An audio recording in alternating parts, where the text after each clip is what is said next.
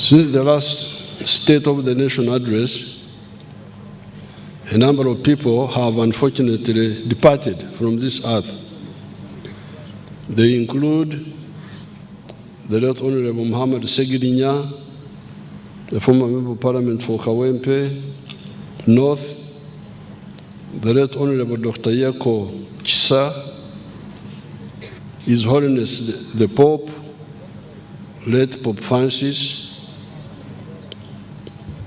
the Right Honorable Major John Kazora, former Member of Parliament of Kashari, the Right Honorable Sara Mateke Nyirabashitsi, the former Minister of State for Defense, the former Member of Parliament for Queen County, the Right Honorable Babadiri Margaret, the former woman Member of Parliament for Koboko District, the Right Honorable Margaret Komhanji,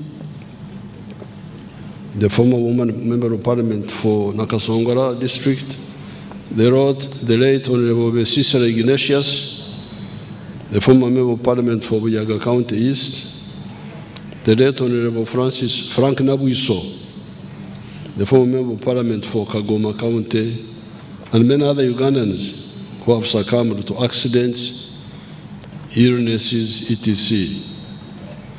I request that we rise up and observe a moment of silence in the memory of those that have passed on.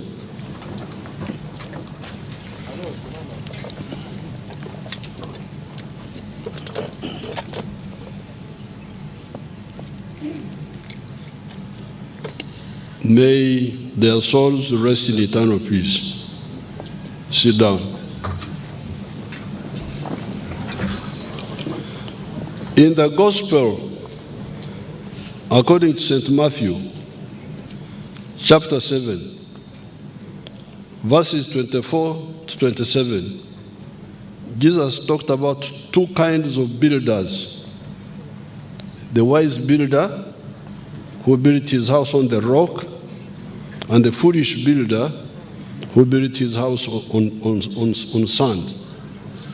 When the rain, floods, and wind came upon both houses, that of the foolish man was swept away, because its foundation was weak, while the one of the wise man remained standing, because its foundation was firm and strong. The national resistance movement can be likened to the wise man in Jesus' parable, because we have been able to establish the necessary foundation to catapult Uganda to modernity based on the four principles ideology. The principles are patriotism, love Uganda; Pan-Africanism, love Africa; socio-economic transformation, and democracy. The aim of this ideology is to promote the mass line, i.e., guaranteeing the social uplift of all segments of the society, and not just the few elites. The mass line programs such as UPE and UPE's Universal Primary Education and Universal Secondary Education, the mass immunization campaigns, the wealth creation funds, e.g. Operation Wealth Creation, PDM, Operation Wealth Creation of the Army, where the Army was involved, OWC, EMIOGA, Parish Development Model, PDM, etc., have led to significant improvements in the quality of life in Uganda. Life expectancy in Uganda is now 63 years compared to 45 years in 1986. This means that Ugandans are now living longer. In 1986, Uganda's population was only 14 million. The national population housing census conducted last year showed that Uganda's population is now 46 million people. The literacy rate has also improved from 43% in 1986 to 80% now. In 1986, more than 90% of the population was trapped in subsistence farming.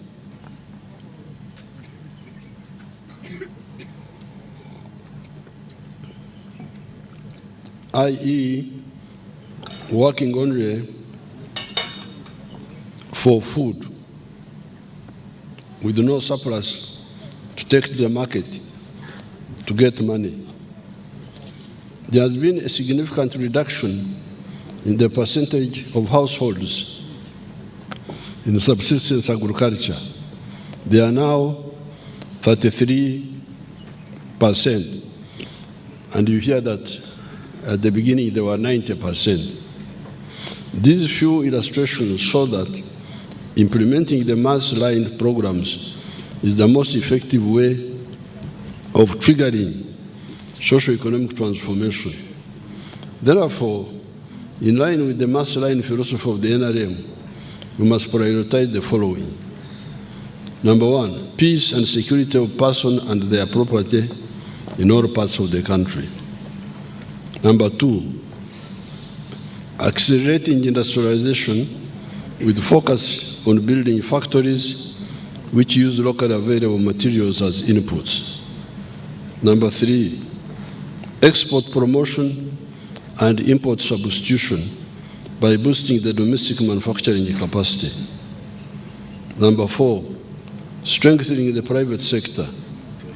Number five, increasing market access for our exports, both in the regional markets such as East African Community, COMESA, among others, and international markets. Number six, skilling our youth through the zonal industrial hubs. The youth will continue to acquire skills in tailoring, carpentry, metal fabrication, welding, shoemaking, weaving, hairdressing, knitting, and bakery. We shall add also plumbing and motor mechanics. The training is free of charge and no prior education qualifications are required, as you all know. Number seven, increasing revenue collection by Uganda Revenue Authority without hurting businesses. Number eight, expenditure rationalization by restructuring the government. And I thank the Parliament here, as you heard the Speaker was listing those bills which you passed, which enabled this rationalization to take place. Fighting corruption, number 9. Number 10, ensuring that the remaining 33% of the homesteads still practicing subsistence agriculture join the money economy. The general security situation in the country is calm. However, the traditional and non-traditional threats to national security continue to manifest in the form of terrorism, negative political activism, general and cross-border crime, as well as health and environmental risks. The national borders are secure, save for the spillover effects resulting from the conflicts in the Eastern Democratic Republic of Congo, South Sudan, Sudan, Khartoum, and Somalia. These include influx of refugees and asylum seekers, illegal immigrants, and proliferation of small arms and light weapons. The capacity of the national security agencies, i.e. Uganda Police Force, the Internal Security Organization, supported by the Army, the UPDF, has been enhanced in order to combat crimes and guarantee the safety of all Ugandans. You saw how they stopped this young person who blew herself up the other day because she wanted to go into where people are, but it was foiled. It was was intercepted before, and she decided to blow herself up because she was discovered. The security situation in Karamoja sub-region has significantly improved, despite pockets of criminality in the form of livestock thefts and some incursions by the Pokot and Turkana from Kenya. Deployments to stop cattle thefts by some of the Karamojong in the neighboring sub-districts, sub-regions of Sebei, Teso, Lango, and Acholi have been maintained. In the eastern DRC, the joint FADC is the Congolese army, UPDF operations against ADF are ongoing with significant achievements. Since November 2024, 223 abductees have been rescued from captivity, and some firearms and bombs have been captured, including IEDs, improvised explosive devices. The government continues to modernize and professionalize Uganda's security forces by improving their welfare and strengthening the cooperation between the civilian population and the security forces. The UPDF, Uganda People's Defense Force Construction Brigade, has rehabilitated schools in rural communities, and together with the National Enterprise Corporation, has been involved in the rehabilitation of major infrastructure such as Entebbe International Airport. It is paramount to jealously regard Uganda's political and economic stability. All attempts to destabilize Uganda by internal and external actors have been thwarted and defeated.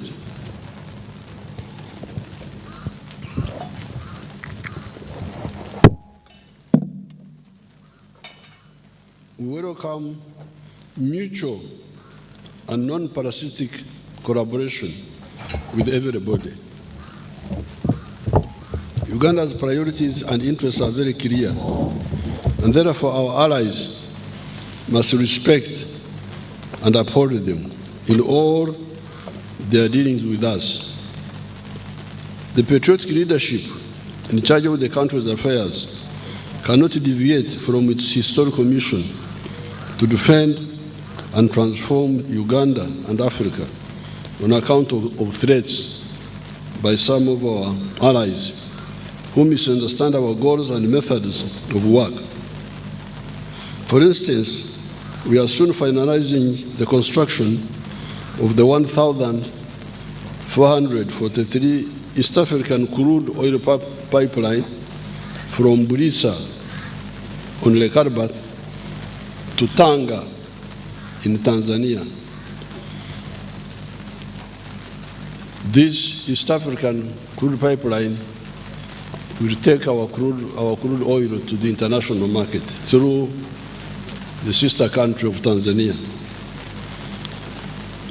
The construction of the standard gauge railway, which I launched last year, is soon starting, and we have signed a memorandum of understanding with Alpha BMP Investment Group of the United Arab Emirates to start the construction of the oil refinery in Hoima.